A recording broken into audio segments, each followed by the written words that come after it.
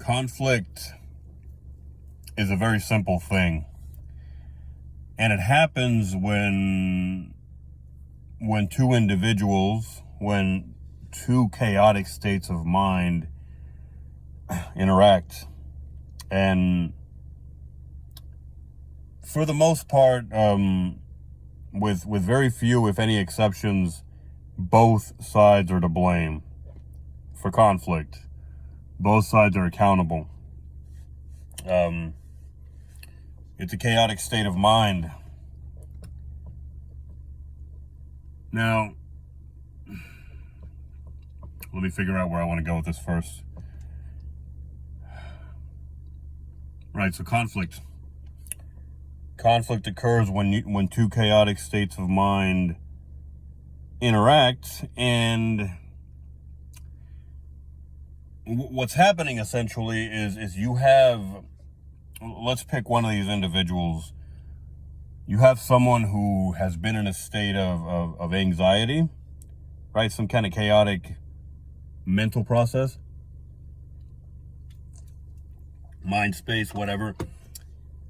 In a state of anxiety, or if it's progressed further than that, that anxiety has perhaps become anger or aggression of some sort. And this person has essentially run into somebody who they are able to direct that anxiety, that anxious energy, that anger towards, right? Now, this happens to both sides. Both sides have found a viable target, as it were, and they can blame their state of mind on the other person. And this is why conflict is so difficult to deal with. And we could be talking on any scale, leading up to and including, full-blown wars, right? Global conflict. Although it can begin at a much smaller scale, of course, right? Between maybe neighbors or just, siblings, whatever. Anybody. At any scale, once a state of conflict has been reached, it's very difficult to get out of it because both sides have failed from the get-go to take accountability, right?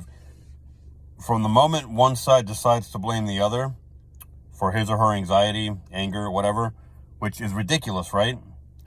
Right? It's a convenient target, but if you're in that state of mind, that's whether or not you want to see it as your fault, is irrelevant. Your feelings are your responsibility, right? When somebody does something that you don't like, something that hurts you, something that whatever, right, makes you sad, and then you end up angry afterwards, you may not be responsible for what was done to you, but you are responsible for what happens with the way you feel, right, about it. Your feelings are yours. You can have power over them if you take accountability. Two people clash, they find a convenient target, and they're gonna latch on. I mean, it's just that frequency that we get into when we're angry, when we're anxious, that fear-driven state of mind, right? All these things are very much related. Fear, anger, anxiety, right? Obviously, you can see the connection between fear and anxiety. Anxiety and anger maybe is a bit more of a stretch, but you can probably connect the dots a little bit, right? Fear and anger, they're very, very, they're very closely related, even if they don't seem to be on the surface at first glance.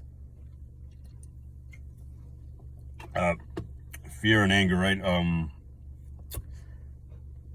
Right, a convenient target is found. Both sides find a target, and they latch on. When you do something out of fear, you tend to hang on for dear life. Even if we're talking about anger, right? It's hard to let go.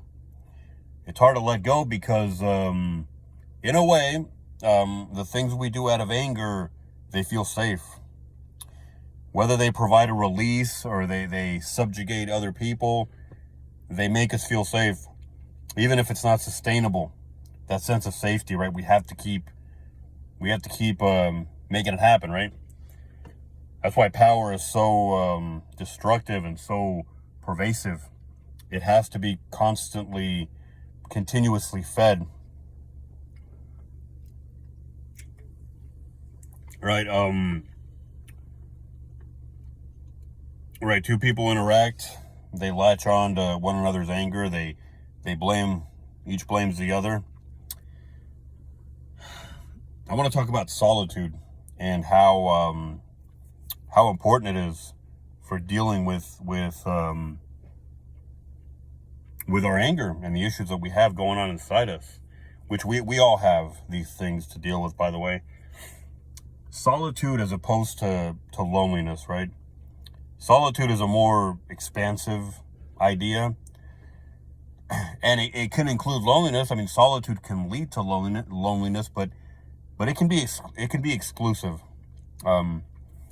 You can enjoy your solitude, and you can, especially if you can get something out of it, right? If you see it as something fruitful and purposeful, you can absolutely enjoy it and even go after it and crave it even.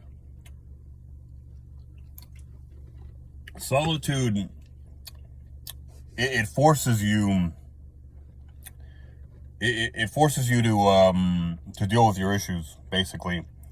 When you don't have a focal point to direct your anger, your anxiety, right? More general anxiety, perhaps. A focal point to direct it at. When you don't have that, it stays within you, and you have the choice to either drown in it or resolve it. Preferably, I would think by letting it go. Solitude is valuable, right? Solitude gives you that opportunity. As does, sometimes you're angry, you're anxious, and you have the chance to direct that at somebody, right? You run into somebody who gives you the opportunity to direct your anger at them, but for whatever reason you choose not to, right? Maybe when you're young, you take these opportunities readily, right? You vent and you unleash your anger on strangers, maybe not strangers. When you're young, right, you do this a lot more prevalently. But as you get older, life experience deals you some blows and it teaches you some things. You maybe realize, you've maybe realized by then, by the time you've gotten older, that this is not always the most effective approach, not the healthiest approach. And you choose to find ways to resolve your anxiety, your anger, even if you have ready targets to direct it at, right? At first, maybe solitude is your only recourse as you're maturing, right? And then you get to a point where you don't have to be in a state of solitude. You can just kind of face yourself and recognize that there are times to deal with whatever you've got going on inside, whatever turmoil you've got going on, where you don't have to be in a state of solitude. You don't have to become a recluse. Because a lot of us do that, it's a primitive way to deal with things. A lot of us do become very reclusive. We kind of go into our shells when that's our only way of handling problems, our only way of handling anxiety. Because, as you evolve, I think in the journey of life, you find other ways to do it, other ways to cope with your problems, right? Where you can still be relatively sociable, right?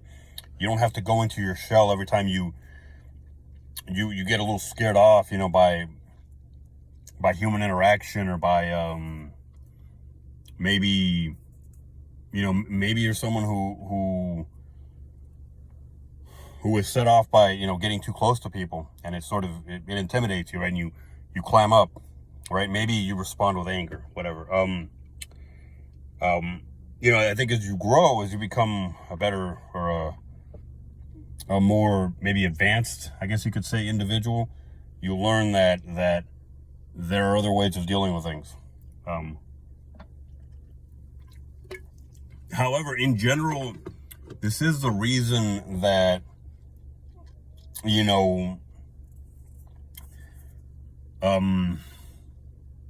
that you see more conflict in places where populations are more condensed, right? In cities and what have you, right? You see more crime, you see more violence, and that's understandable, right? We all do need a certain amount of solitude. Don't get me wrong, we need it. Some more than others, you know, some less. But certainly, you know, social interaction is going to have some pitfalls. There's going to be conflict. You know, solitude is important. Like I said, I'm not trying to downplay it. Solitude matters, and you have to find spaces for it. You know, it's like the house husband who needs his, you know, hour or two or more even. He needs a set amount of time to decompress, right? Or, you know, it could vary. Some days maybe more than others or less. You know, but he needs his alone time after work to decompress and to sort of socialize again, right? And maybe socialize in a different sphere, you know, in a family atmosphere as opposed to, you know, the work environment he just came from. Solitude is important, and we need pockets of it. I'm just saying that it's not necessarily a healthy thing when it becomes a way of life. You know, you got to make room for it, for solitude, but you don't want to let it invade your life to such an extent that that's all your life is, you know, where you have little to no human contact. Let